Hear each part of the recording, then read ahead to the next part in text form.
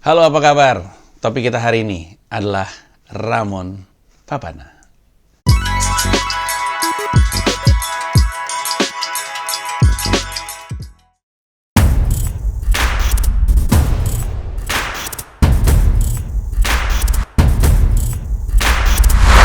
Ya mungkin pertumbuhan ekonomi kita minus, tapi tahun depan kita akan enak coy. Nah kan ganggu ya.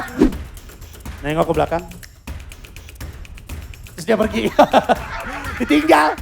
Gitu, lu tau pala dipeluk rambut, lu pernah ngeliat gak pala? Terus ada rambut kayak gini di belakang.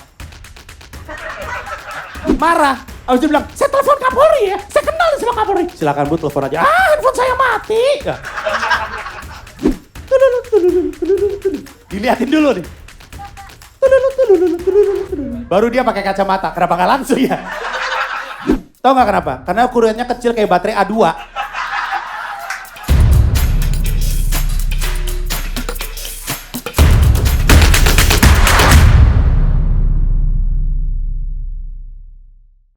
Gue mau ngebahas soal Bang Ramon dan soal Holy Balai yang kebawa-bawa ketika orang lagi ngeramein Ramon Papana. Tapi sebelumnya seperti janji gue mau ngucapin selamat datang dan menyapa beberapa YouTube member gue, terutama yang ada di member Satu Rasa dan Satu Jiwa. Jadi untuk yang belum tahu, gue buka YouTube member. YouTube member itu adalah sebuah kesempatan untuk lu kayak apa ya? Jadi member ada tiga level, ada Satu Paham, Satu Rasa, dan Satu Jiwa. Masing-masing beda-beda, 300.000, 125.000, sama 1,3 kalau nggak salah. 1,5 kalau nggak salah. Terus masing-masing punya manfaat sendiri-sendiri. Dan salah satu manfaat untuk Satu Rasa dan Satu Jiwa adalah disapa sama gue di video. Jadi gue mau ucapin terima kasih untuk Juan Sebastian. Ini nama-namanya, nama-nama ningrat semua nih. Juan Sebastian, Sari Yudhistira, terima kasih. Bob Singadikrama, ngeri. Singa diajarin tata krama, singa dikrama.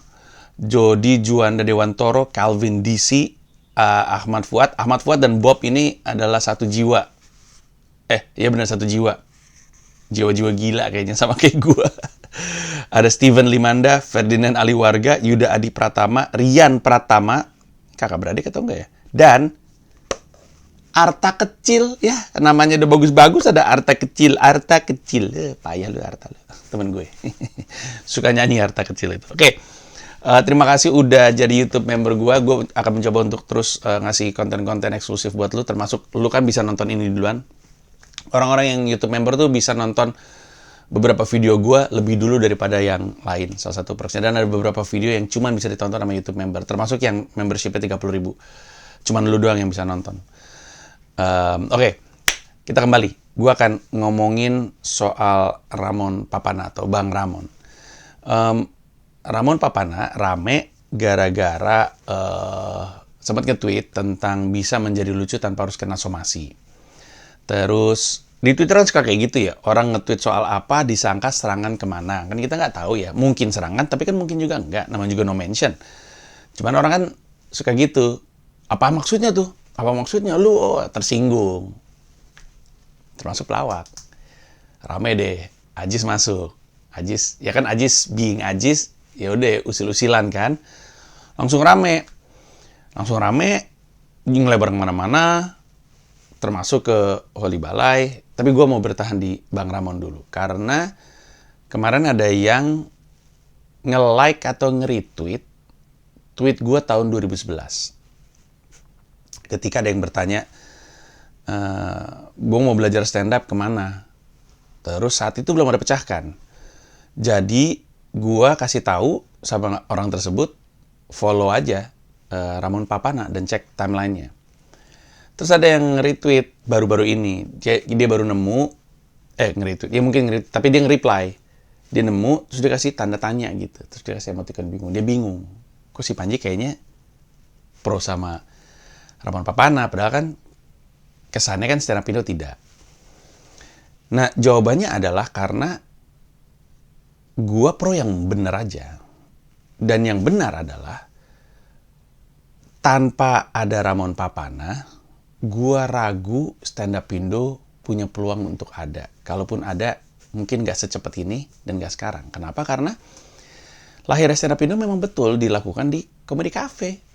Seandainya waktu itu ya, nggak ada Comedy Cafe, mungkin kita jadi nggak punya tempat untuk open mic, yang akhirnya membuat open mic-nya rame, yang akhirnya membuat Ernest rekam dan naikin ke YouTube, yang akhirnya meledakkan skena stand up comedy di Indonesia. Jadi sampai kapanpun lu tanya sama gue, dan bukti otentiknya ada di mana-mana. Dilihat Ramon Papana ataupun tidak, di media, di koran, di TV, dimanapun, ketika ditanya soal sejarah stand up Indo, stand up comedy di Indonesia, gue pasti nyebut 2 buah nama. Dan itu adalah Iwel dan Ramon Papana. Iwel karena sebelum orang stand up, dia udah bilang dia lagi stand up.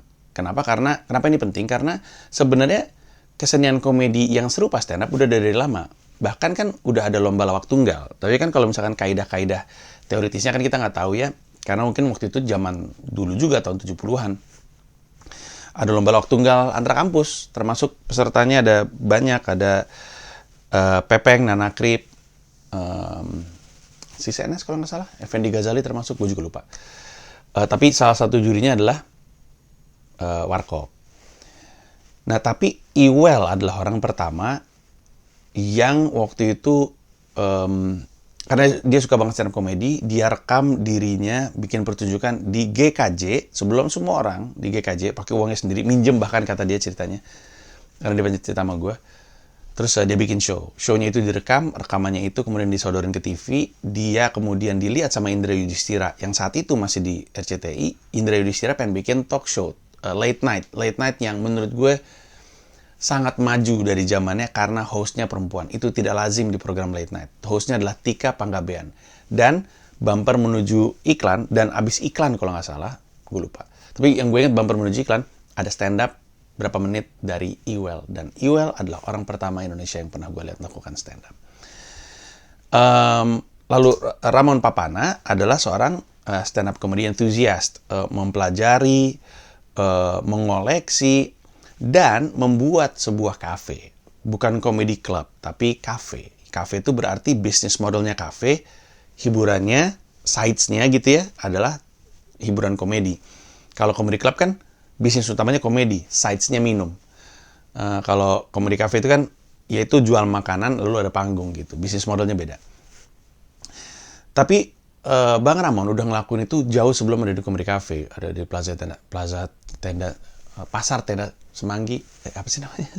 Itulah pokoknya. Udah ada dari lama. Karena kecintanya sama stand up comedy, udah menyediakan tempat, udah punya open mic. Nah, untuk waktu yang cukup lama, karena nggak ada pelakunya, open mic yang waktu itu kalau nggak salah hari Rabu, jatuhnya jadi open mic karaoke. Jadi banyak yang datang sana untuk karaokean.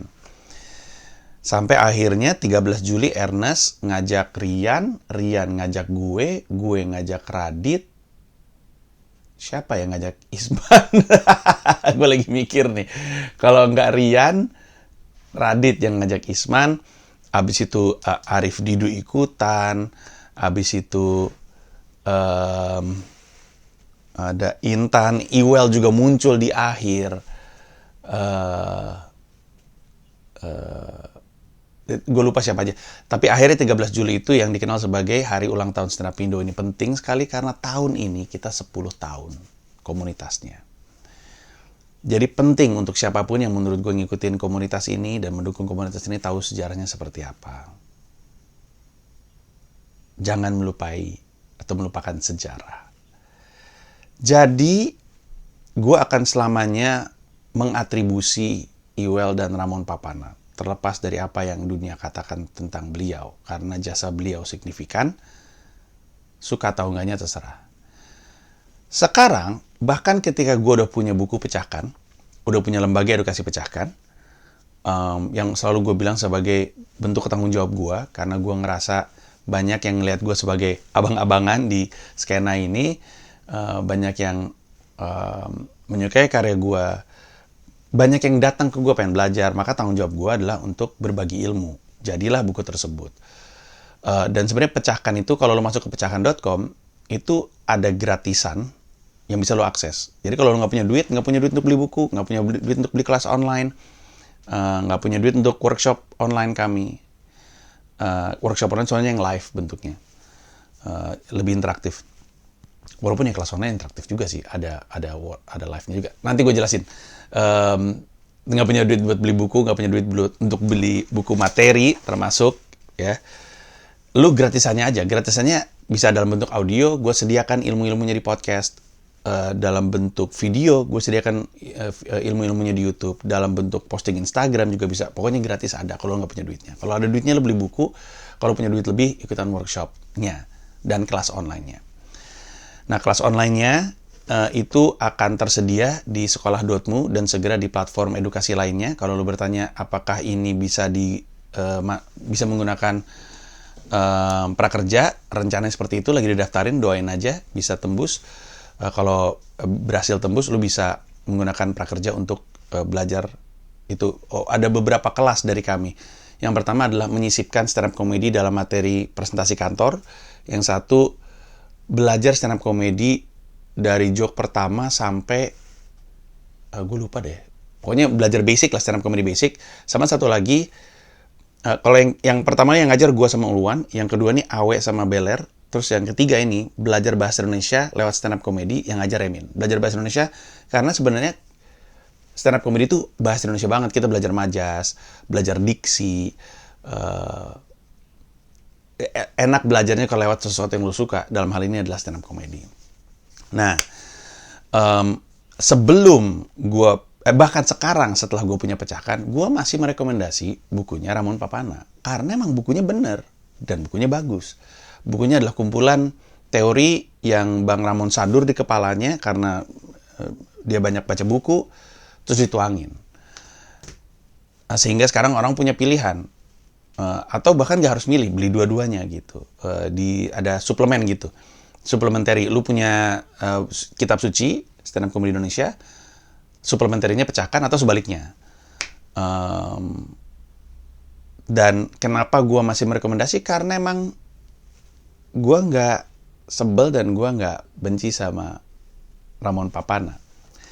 Nah, yang gue nggak bisa paham adalah Ramon Papana terhadap gue. Gue ngerasa hubungan gue dengan Ramon Papana tidak ada masalah. Bang Ramon pasti tahu, gue pernah nyamperin tempatnya yang saat itu di Pramuka, di sebuah kafe. Karena nggak jauh dari rumah gue samperin karena gue waktu itu lagi bikin dokumenter tentang stand up comedy yang sampai sekarang belum kelar-kelar juga, ketunda-tunda belum. Maaf, gue coba untuk selesaikan. Nah, gue nyamperin Ramon Papana dan kami ngobrol dan baik-baik aja. Bahkan dia waktu itu ngomong, kayaknya anak-anak stand up sekarang nih yang masih mau ngomong sama saya cuman Panji. Dan rekamannya gue masih simpan. Apa yang Bang Ramon katakan tentang gue, obrolan kami, keakraban kami, rekamannya masih gue simpan. Makanya gue bingung. Waktu itu gue ngeliat video. Di video tersebut, yang kalau dari waktu uploadnya ya, itu setelah pertemuan kami, waktu gue wawancara. Tapi di video tersebut, ada kalimatnya Bang Ramon yang bilang, Panji menghasut orang-orang untuk membenci saya. Gue nggak bisa memahami, tapi gue memaklumi. Kalau misalkan itu adalah yang Bang Ramon pikirkan tentang gue, terserah, boleh aja. Tapi gue punya bukti rekaman yang menyatakan bahwa hubungan kami baik-baik aja. Dan selama belum ada bukti yang menunjukkan bahwa malah lebih banyak video-video YouTube gue sekarang, tahun lalu, atau tahun-tahun sebelumnya yang dimana gue selalu nyebut-nyebut Ramon Papana. Bukti bahwa gue selalu mengikut sertakan beliau dalam sejarah stand up Indo itu tersebar di catatan digital gue sendiri di kanal YouTube gue atau bahkan di sosmed. Jadi gue nggak ngerasa perlu menjelaskan apa-apa. Yang membingungkan adalah kenapa Bang Ramon ngomong seperti itu. Bagaimanapun, itu tidak mengubah opini gue terhadap dia. Seperti materi stand up gue di Komodo Benoy, ada orang, jadi di Komodo Benoy yang mau jalan tahun ini, gue ngebahas tentang gue tetap ngebela Ahmad Dhani dalam konteks UU ITE, walaupun Ahmad Dhani pernah menjelek-jelekan gue di Twitter. Bagi gue irrelevan. Orang yang nggak suka sama gue nggak ada urusannya. Kalau dia benar, ya dia benar gitu kan. Gue bahas di Komodo Menomai panjang lantar nanti aja di show-nya. Jadi terlepas dari apa yang dikatakan sama Bang Ramon, gue sih nggak benci sama dia. Kalau lu bertanya sama gue, walaupun apa yang dia lakukan, gue nggak bisa menyetujui apa yang beliau lakukan. Tapi gue ngerti datangnya dari mana. Kayaknya gue pernah bahas juga di YouTube gue. Kenapa? Oke, gue coba untuk ngomong sekarang aja. Gue tahu pada akhirnya video ini akan nyampe ke Bang Ramon juga, dan Bang Ramon akan ngerti kenapa anak-anak jadi kesel sama Bang Ramon, dan akhirnya Bang Ramon merasa kenapa anak-anak benci gue dan segala macamnya. Pertama-tama sih soal mendaftarkan open mic sebagai sebuah merek. Gue ngerti Bang Ramon tuh masih merasa sangat kesal. Mungkin ada sebuah dendam yang masih dipegang. Bahwa Suci, istilah Suci, terminologi Suci, stand up komedi Indonesia, itu tuh pertama kali digelontorkan oleh Ramon Papana. Sulitnya yang jadiin acara TV adalah Kompas. Dan sebagaimana umumnya acara TV, mereka harus mendaftarkan merek mereka, dalam hal ini adalah stand up komedi Indonesia, di Dirjen Haki, di Kementerian Hukum dan HAM. Lalu ketika Suci terdaftar sebagai merek, Ramon Papana jadi merasa kesal. Gue nggak tahu apakah Kompas pernah menuntut Ramon atas penggunaan merek Suci dalam bukunya Kitab Suci. Tapi kayaknya enggak. Tapi mungkin gue nggak tahu. Jadi karena ada satu kejadian, untuk mengantisipasi, Bang Ramon kemudian mendaftarkanlah open mic. Takut orang lain memonetisasi sesuatu yang tadinya dekat dengan dia. Gua nggak setuju, karena open mic itu adalah istilah umum.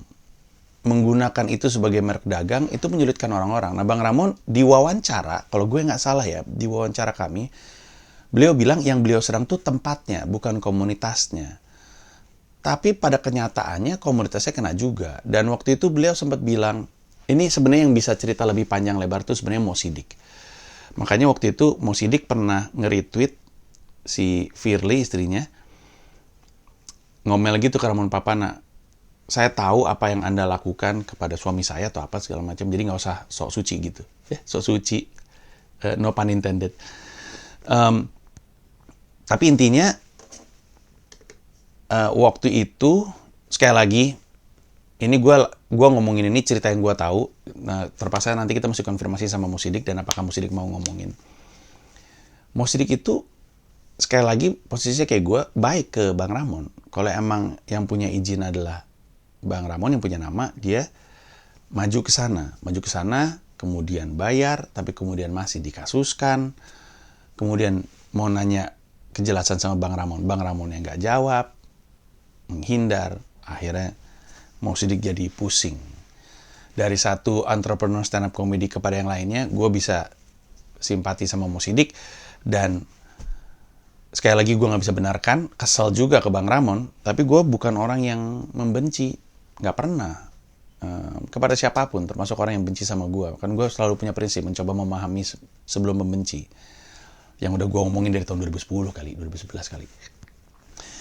Jadi itu satu gitu soal merek dagang. Lalu dan ini gue kasih tau sama anak-anak ya, biar lu tahu anak-anak yang ngikutin stand up Indo. Yang kedua adalah Bang Ramon itu kesal karena ada anggapan bahwa gue, Ernest, Radit, Isman, Rian disebut sebagai founder stand up comedy Indonesia. Bang Ramon nggak bisa terima. Kalau Bang Ramon ngerasa Bang Ramon punya jasa dan ngerasa punya hak, ya itu terserah lah. Tapi yang Bang Ramon dan yang lain mesti tahu, kami itu bukan founder stand up comedy Indonesia. Kami itu founder komunitas stand up Indo. Dan itu adalah dua hal yang berbeda.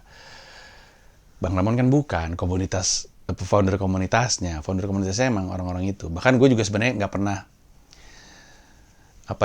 lebih ke Ernest sih. Foundersnya, kami diajak, ayo kawan-kawan, biar nggak saya sendirian. Ya udah, jadilah gue founders. Tapi gue mencintai komunitas ini, gue mencintai skena ini, mencintai kesenian ini dengan sepenuh hati. Itu jadi alasan kenapa Bang Ramon kesel. Nah, Bang Ramon waktu itu pernah bingung kenapa orang-orang pada sebel sama dia. Nah ini salah satu yang juga nggak bisa gue setujuin. Bang Ramon tuh punya tendensi untuk bilang bahwa yang ini stand up, yang ini nggak stand up. Yang ini nggak bagus nih, yang ini bagus gitu. Yang jadi masalah adalah apa yang dibilang itu tidak benar kalau emang tahu stand up. Di banyak video, coba cari aja di YouTube deh. Ini karena banyak yang mention gue video-videonya Bang Ramon, makanya gue tahu apa yang Bang Ramon katakan. Bang Ramon sudah bilang bahwa stand up comedy itu kesenian yang cerdas, yang berkelas dan segala macam. Kita nggak ngomong kasar. Bahkan dalam satu interview ada orang mau ngomong sesuatu seperti, walaupun kayaknya bercanda ya, ngomong momok, nggak boleh ngomong jorok. Nggak ngomong jorok. Orangnya panik gitu, padahal kayaknya bercanda. Momok kan bahasa Sunda, ada lagi ya. Terus dia bilang stand up comedy itu nggak boleh ngomong jorok. Yang ngomong jorok itu bukan stand up comedy. Itu aja salah. Karena dan gue yakin Bang Ramon tahu bahwa di stand up comedy itu ada nama-nama seperti George Carlin, ada nama-nama seperti Louis C.K., ada nama-nama seperti Eddie Murphy, ada nama-nama seperti Lenny Bruce, banyak sekali. Bahwa mungkin Bang Ramon lebih seneng Bill Cosby, ya terserah. Yang ngomongnya santun. Tapi apalah arti ngomong santun kalau ternyata pemerkosa kan? Jadi apa yang diucap tidak menentukan derajat seseorang. Bahwa orang itu ngomong jorok, bukan kemudian berarti dia adalah orang yang derajatnya lebih rendah dan nggak boleh disebut sebagai stand up comedian. Karena kita tahu stand up comedian yang clean bernama Bill Cosby sekarang udah di penjara karena begitu banyak orang yang dia perkosa. Kendati pun gitu, kita tahu ada banyak contoh stand up comedian ngomongnya kasar. Mau apa Bang Ramon ngomong di depan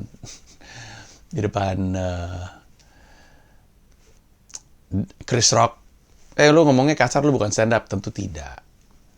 Lalu ada satu lagi, Bang Ramon tuh selalu bilang stand up comedy itu mesti nulis. Kalau nggak nulis tuh lawak namanya, bukan stand up. Dia ngomongin soal Mongol, soal Soleh, nggak pernah nulis. Itu pun kurang tepat, karena kita tahu, sekali lagi gue nggak tahu nih Bang Ramon belajar stand up comedy-nya apakah masih lanjut. Karena kalau masih lanjut, berarti masih punya referensi-referensi kekinian, bukan cuma dari buku-buku yang dulu. Kalau kita ngikut yang sekarang, kita tahu bahwa ada banyak banget stand up comedian yang nggak nulis. Dave Chappelle tuh nggak nulis begini. Nulisnya di sini. Chris Rock juga pakai pointers. Nggak nulis di sini dia. Dan kalau misalkan Bang Ramon bilang, ya emang itu maksud saya, ya itu yang Soleh sama Mongol lakukan. Dia ada di sini. Ingat tadi di sini semua. Jadi kalau bilang orang yang nggak nulis itu nggak stand up, ya nggak juga. Nah yang sulit adalah, ada masa itu Bang Ramon bilang, bintang BT itu bukan stand up tuh. Lucu dia, tapi dia ngelawak. Ini kan orang lagi pada belajar ya. Orang lagi pada tumbuh kembang.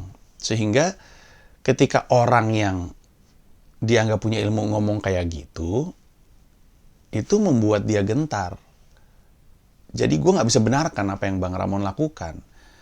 Karena ketika ada orang lagi suka stand up, terlibat stand up, pengen ikutan stand up, ya kita dukung. Kalau dia salah, kan namanya juga masih baru. Jangan dibilang, enggak, ini enggak, ini enggak, ini enggak, ini enggak, ini enggak. Jangan didorong. Didukung. Dirangkul. Yang seperti ini adalah yang membuat orang juga jadi semakin nggak bisa respect sama Bang Ramon, terutama karena Bang Ramon mungkin tahu gua bicara di depan orang-orang bahwa enggak kok itu stand up. Bahwa teori yang dicatat itu datangnya dari prakteknya dulu. Jadi ada orang mempraktekkan sesuatu, lalu orang ngeliat itu, kemudian dicatat, dijadikan teori supaya bisa dipelajari, supaya orang lain bisa ngelakuin apa yang dia lakuin. Jadi inovasinya selalu jalan duluan. Teorinya yang mencatat belakangan. Kalau misalkan kita hanya ngikut ke teori di masa lampau, maka kesini ini nggak akan maju. Nah, disinilah gue bisa pahami setiap bidang kesenian pasti punya orang-orang yang selalu pengennya menjaga kesenian tersebut ada di kejayaan lampau. Di rap juga ada yang kayak gitu. Itu bukan rap tuh, itu mumble rap gitu. Rap tuh yang kayak era Swan gitu. Rap tuh Nas gitu. Ada di rap juga kayak gitu. Nah di stand up comedy Indonesia ada kayak gitu. Kebetulan puritannya adalah Bang Ramon Papana. Dan itu yang membuat anak-anak generasi sekarang tuh agak sulit gitu. Apalagi ketika gue bilang, gue maju dan bilang, enggak, aku itu tetap stand up. Mungkin nggak dicatat sama teori, tapi kalau misalnya kita mengenalkan teori yang lampau, kita nggak maju-maju. Makanya gue punya prinsip tuh, lila tuh lucu ya lucu aja. Karena kita sebagai pelaku keseniannya, kita punya tanggung jawab untuk tumbuh kembangin keseniannya juga, nggak berhenti di masa lalu. Pun di masa lalu ada banyak bukti-bukti yang menyatakan bahwa itu stand up kok, banyak yang kayak gitu juga sebenarnya gitu. Nah alasan kenapa Bang Ramon kayak gitu, gue nggak tahu dan gue nggak bisa pahami, dan gue juga sebenarnya nggak pengen tahu. Gue izinkan aja, gue biarkan, bukan gue izinkan ya, maksudnya ya boleh-boleh aja gitu. Buat gue mah orang bebas mau ngapain aja, selama nggak melanggar hukum mah. Cuman itu latar belakangnya. Nah dalam spirit yang sama, gue mau ngomongin Holy Balai. Gue tahu banyak orang ngetawain Holy Balai, tapi menurut gue Holy Balai lucu. Karena gue ngerti apa yang lagi dia mainin. Betul, orang nggak menganggap dia lucu, betul, namanya juga selera ya. Jangankan Holy Balai, gue aja banyak yang nganggap nggak lucu. Coba buka semua video YouTube gue stand up. Cek aja, nggak lucu. Tetap ada. Sampai level apapun lu dalam karir, pasti ada yang bilang lu nggak lucu. Hal yang sama terjadi sama Ramon Papana. Ada yang bilang Ramon Papana nggak lucu, tapi gue sampai sekarang masih tahu ada satu joke Ramon Papana yang lucu. Nggak tahu nih, gue boleh nyebut atau nggak, tapi gue masih ada. Memang hanya satu itu, Bang Ramon, tapi lucu menurut saya. Tapi gitu kan, maksudnya orang suka bilang, lu lucu nggak lu gitu. Dan yang ngomong lucu nggak? Ya kan gue nggak ngaku legend gitu.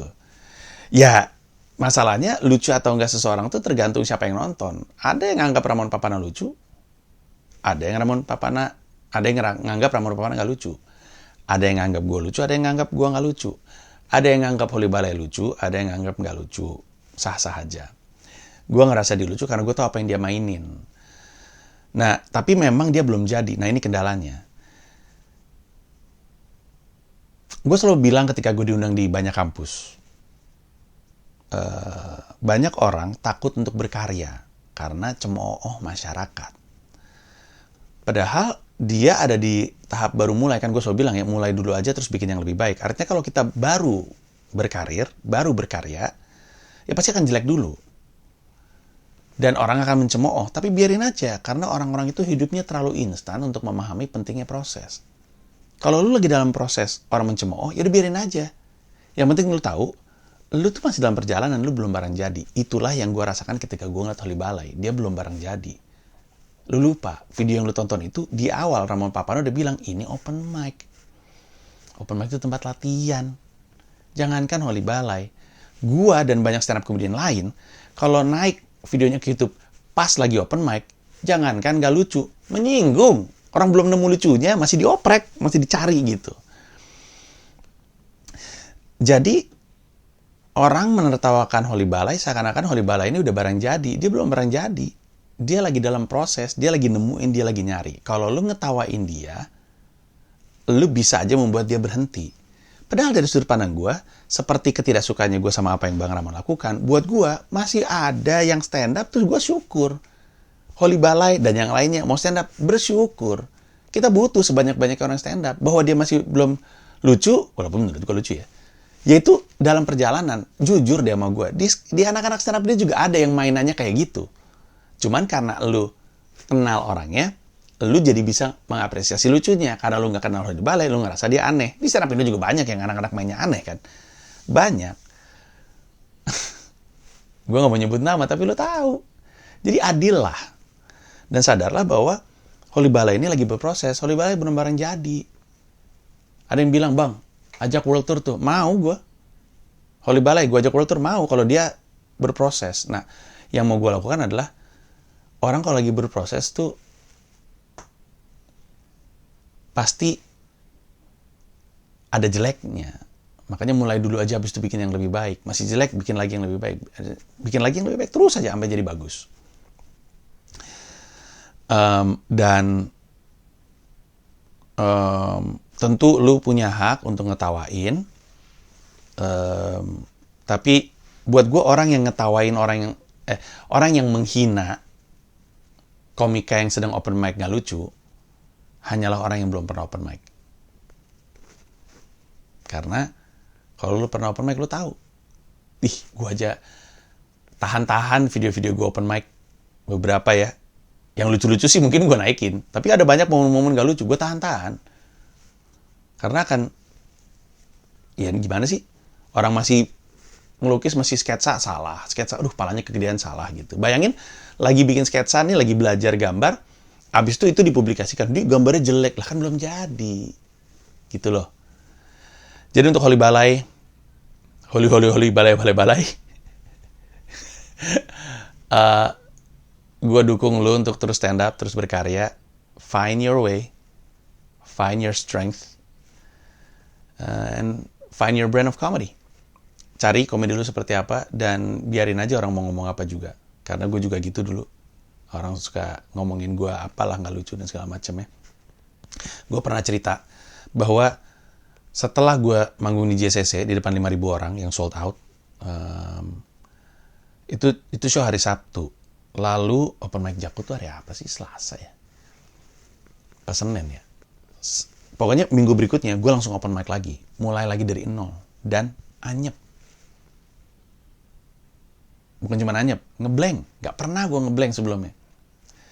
Tapi itu menandakan bahwa siapapun ketika lagi mengembangkan materi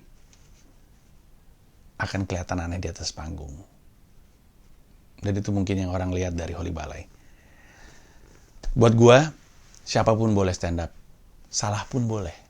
Ini masalahnya tuh kayak Deddy Corbuzier yang waktu itu sholat, baru masuk Islam tuh sholatnya gini, bukan gini. Terus kita tanya sama semua orang, kata gue, lah kenapa lu ketawain sih? Udah bagus ada orang masuk Islam. Malah lu dorong-dorong, lu hina-hina. Ya namanya juga orang lagi belajar. Kalau dia nggak begini dan ininya di bawah, ya kan namanya juga lagi belajar. Yang lain kan nggak ngeliat. Kalau yang lain kan juga mungkin diangkat. Atau mungkin kita nggak tahu, badan kegedean, ininya nggak bisa naik. Kan kita nggak tahu. Tapi di gua, sebagai orang yang mencintai stand up dan mengharapkan ini tumbuh kembang, apalagi sih alasannya gue bikin pecahkan sebuah lembaga edukasi stand up kalau bukan karena gue pengen terlibat dalam menambah lebih banyak orang melakukan stand up. Gue peduli lebih banyak orang melakukan stand up. Jadi jangan dihentikan ketika ada yang lagi stand up. Buat gue siapa pun boleh stand up. Kalau jelek, benerin, bukan ketawain. Mau ketawain ya boleh, tapi gue nggak. Dan gue nggak benci siapa-siapa. Termasuk Ramon Papana. Termasuk kalau Ramon Papana benci sama gue. Nggak apa-apa. Itu aja dari gue. Ini tahun ke-10 stand up Indo berdiri. I love you all. Viva la Komtung.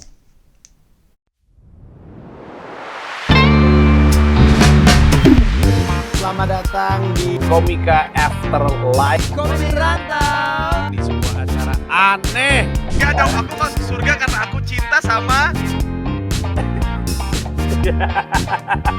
Terjual kepada Mas Panji materi chat mesum. cerai masih jauh ya. Benar. Jadi pas lu cerai gak tua-tua banget. Masih lagi muda. Lantas apa rahasia Kopral Subagio bisa sesat itu? Karena kalau misalnya mati mobilnya mau dijual katanya. Gue lihat tuh Gitong tuh pakai masker. Karena jelek kali ya? Bukan. Waduh. Saya suka ular, belajar dari ular. Kobra.